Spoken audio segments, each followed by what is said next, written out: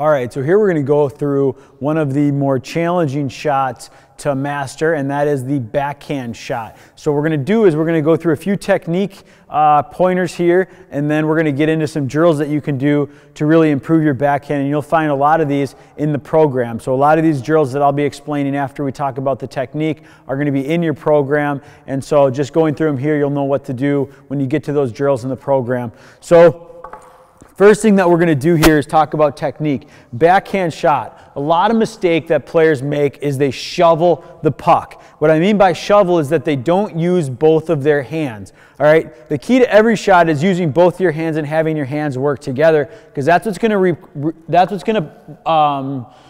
to create the whip on your stick. Okay. So you really want to get that stick to whip. All right, just like in a snapshot, okay, you want to create some torque and some whip on your stick, and that's because your hands are going to work together. So what you want to do on the backhand is get your hands to work together. If all you do is shovel with that bottom hand, you're never going to be able to create a hard, quick release backhand shot, and that's the key. You want to create a hard shot, but you also want to have a quick release, and you want it to be accurate. All right, so to get that quick release, you have to have your hands working together, meaning your top hand, or your bottom hand is extending forward and your top hand is snapping backwards. All right, so your top hand here is going to go back as your bottom hand comes forward, and that's just going to create that torque on the stick with that quick release. Okay, so it's just a really slight, quick motion. You don't need to come way back here. All right, you're right in here, and you're going to have just this slight, quick motion from the shot. All right.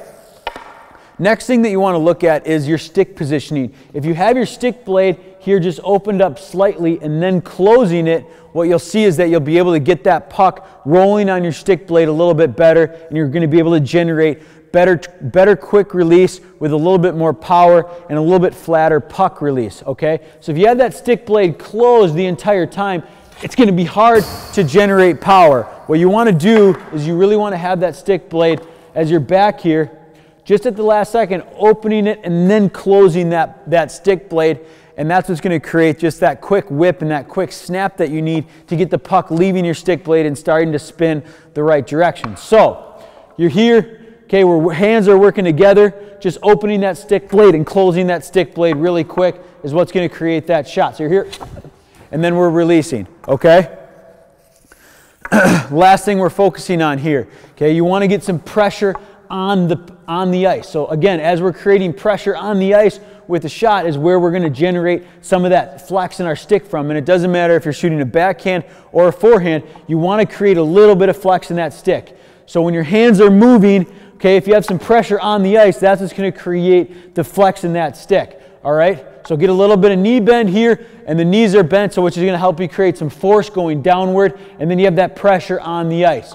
All right, so as your hands are moving, you're creating some pressure on the ice, and you're here, and then you're releasing. It's just that quick little pressure and then release, and it's almost like you're taking just a quick snapshot or a quick, even just like think of a slingshot. All right, you have a quick release, boom, you're letting it go and it's going, and that's what that pressure on the ice is. It's just that tension that's building up, and then as your hands work together, you're going to be able to get that good release.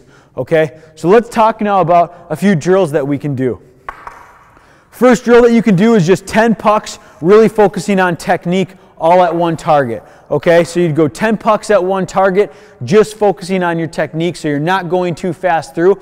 You want each shot to have a good quick release, but you're not going to go through all 10 pucks as fast as you can. So you're going to take your time with each shot, getting yourself set up, and then really focusing on those technique points. All right, hands working together, getting the knee bend, getting pressure on the stick, and then you're all going to go at one target for those, keeping track of how you're hitting that target and how much power you're generating. Don't worry about where the puck is going initially, and don't worry about hitting the target initially. Just focus on technique, and then eventually what you'll see is the technique is going to improve. It may be a little bit awkward at first, but as the technique improves, the shots are going to improve as well. You're going to generate more power, hit more targets. Next thing that you're going to do is 10 pucks rapid fire. So you're going to have 10 pucks out. Okay, I'll just grab a couple here just to demonstrate. And you're just going to, you'll grab it, go through all at one target, quick as you can go. Okay, so each shot is going at one target, and we're going 10 pucks as quick as you can go. So you don't want to take your time between each one on this one. You're going 10, grabbing it, shooting it.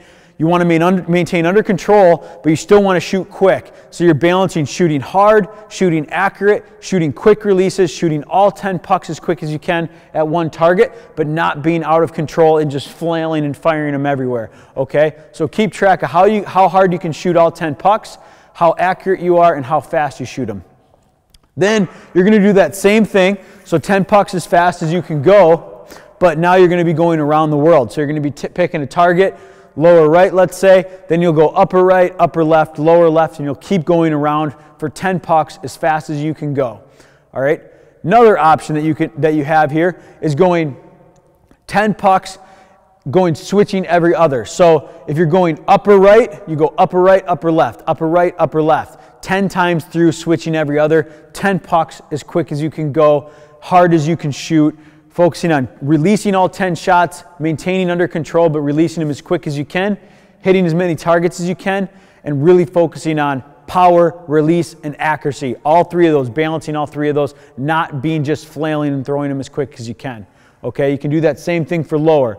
Lower right, lower left, lower right, lower left, 10 times. And then you can go pick a side of the net. So let's say you go the right side, you go lower right, upper right, lower right, upper right. Okay, 10 times. And then if you pick the left side, you go lower left, upper left, lower left, upper left, 10 times. Okay, so those are your different drill options. And that's going to allow you to have some different variation in how you're shooting, focusing on the accuracy, power, and technique, which is all really important. And then also the quick release as well. And by switching between upper and lower, you're really working on that puck control, on elevation, and then between lower right or between the right side of the net and the left side of the net, lower right, lower left, or upper right, upper left, you're working on being able to generate different targets, distance, and being able to generate that deception and that perception from a generation of what side of the net you're going to be shooting on. So upper right, lower right, you're working on height, upper left, upper left, upper right, lower left,